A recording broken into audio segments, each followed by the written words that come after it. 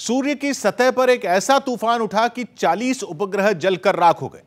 ये सैटेलाइट दुनिया के सबसे अमीर व्यक्ति एलन मस्क के थे, जिन्हें 3 फरवरी को ही अंतरिक्ष में भेजा गया था।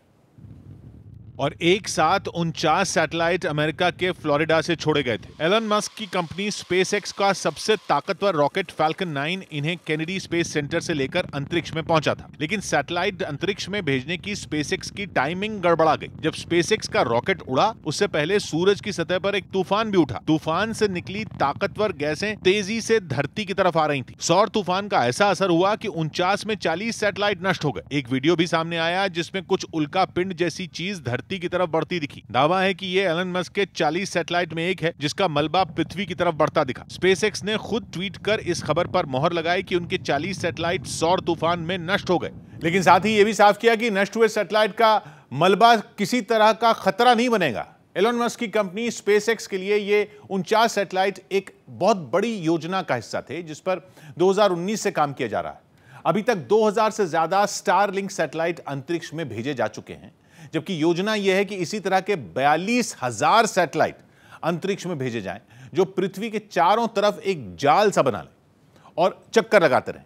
उनके जरिए धरती पर हाई स्पीड इंटरनेट का इस्तेमाल किया जा सकेगा। अगर ऐसा हुआ तो यह तकनीक और विज्ञान का एक बड़ा अजूबा साबित होगा, क्योंकि अभी तक इंटरनेट के लिए टावर लगाए जाते हैं, तारें बिछाई जाती हैं, बड़े बड़े नेटवर्क बनाए जाते हैं, तब इंटरनेट मिलता है, जिसकी रफ्तार वहीं पर तेज होती है जो मोबाइल टावर के पास हो या फिर फाइबर ऑप्टिक जैसे किसी तारों के जाल से जुड़ी हो। अगर स्पेसएक्स की योजना कामयाब हुई और सैटेलाइट से इंटरनेट मिलने लगा, तो दुनिया के हर कोने में, हर मुल्क में और हर जगह पर हाई स्पीड इंटरनेट की पहुंच हो जाएगी। लेकिन 40 सैटेलाइट के नुकसान से यह प्लान कुछ वक्त के लिए लटक सकता है। स्पेसएक्स को इस घटना से भारतीय रुपयों में करीब 375 करोड़ के नुकसान का अनुमान है। बताया जा रहा है कि छोड़े जाने के बाद यह सैटेलाइट पृथ्वी के सबसे निचले ऑर्बिट में रखे गए थे, और आमतौर पर स्पेसएक्स अपने सभी सैटेलाइट को इसी तरह कुछ वक्त के लिए निचले ऑर्बिट में रखता है। ऐसा इसलिए किया जाता है ताकि उनकी एक बार फिर टेस्टिंग की जा सके, और अगर कोई कमी हो तो उसे दुरुस्त किया जा सके। ये सैटेलाइट धरती से केवल 130 किलोमीटर ऊपर थे। इतनी दूरी पर पृथ्वी का गुरुत्वाकर्षण तो होता ही है, इसके अलावा पृथ्वी के पर्यावरण का असर भी होता है।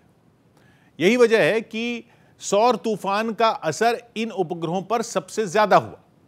सौ बात की एक बात यह है कि इंटरनेशनल स्पेस स्टेशन करीब 400 किलोमीटर दूर है, जबकि पृथ्वी का ऑर्बिट, जहां स्टारलिंक के सैटेलाइट भेजे जाने थे, वो हजारों किलोमीटर दूर है। स्पेसएक्स ने माना है कि अगर उन्हें अनुमान होता सौर तूफान का, तो वो उनसे बचने के लिए भी सैटेलाइट को प्रोग्राम कर सकते थे। लेकिन सौर तूफान की ताकत का पहले कोई अंदाजा नहीं लगाया जा सका।